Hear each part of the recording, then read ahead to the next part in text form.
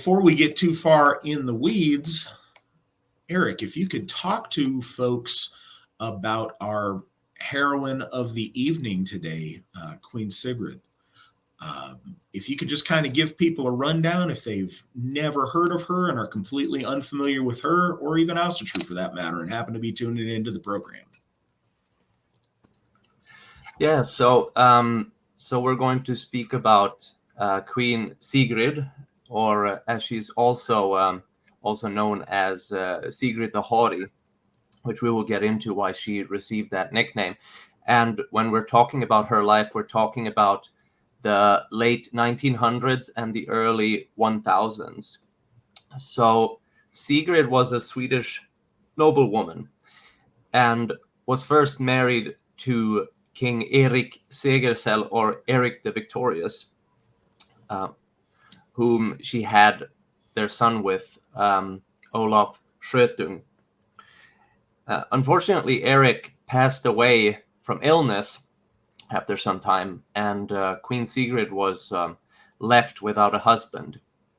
And it is said that she retreated to her estate, and that her position and her wealth drew in the attention of many suitors.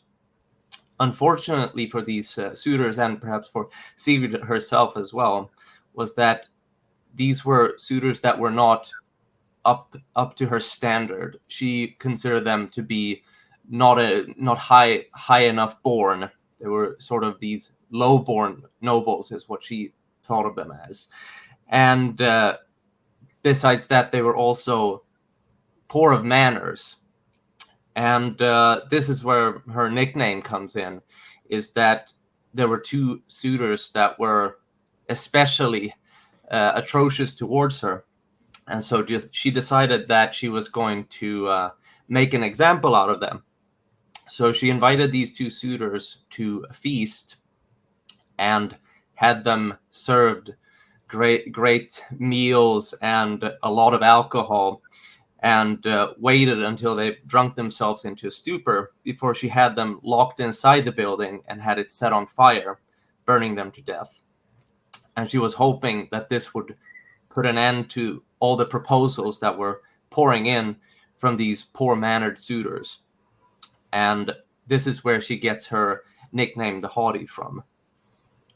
But Sigrid did eventually agree to marry Olaf Tryggvason, who ended up not being deterred by the fact that the queen had killed two of her suitors already.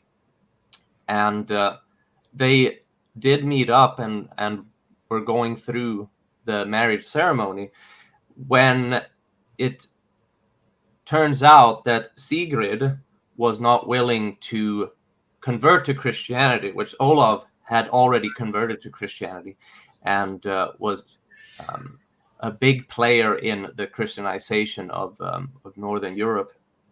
And when Olaf learned that she would in fact not convert to Christianity, she refused. He was outraged, and was so outraged that he ended up slapping Queen Sigrid in her face, asking why he would ever marry a heathen dog.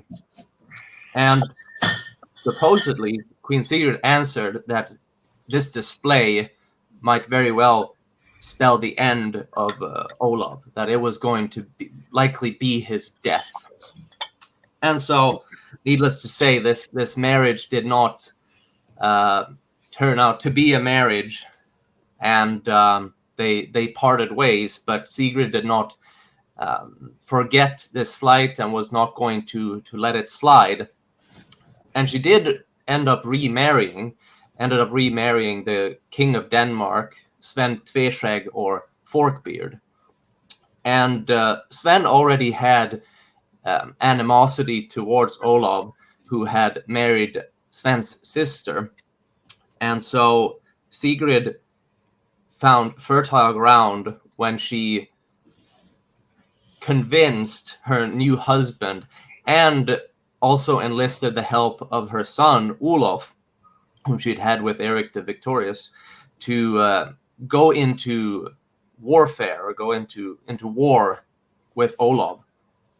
And this they did. They got together. So we have Sven Tveskjeg, and we have Olaf, and then we also have the Swedish Jarl Erik Håkonsson, who was a son-in-law to Sven. And the three of them ambushed Olaf out in sea. And this was the Battle of Svolder, which is one of the great maritime battles of ancient times. And Queen Sigrid's words came true. Olaf was overwhelmed by the force that had been gathered, and supposedly he threw himself overboard as they were taking his ship. He threw himself overboard, fully armored, into the sea, as he said that he'd rather die by his own hand than be killed by his enemy. And with his reign coming to an end, the spoils of war were then shared between these three men that had defeated him in battle.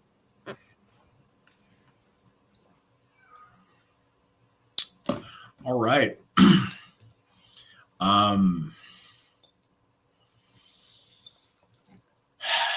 Important for a lot of reasons, but the value that she placed on herself and her dignity, and realizing her worth, and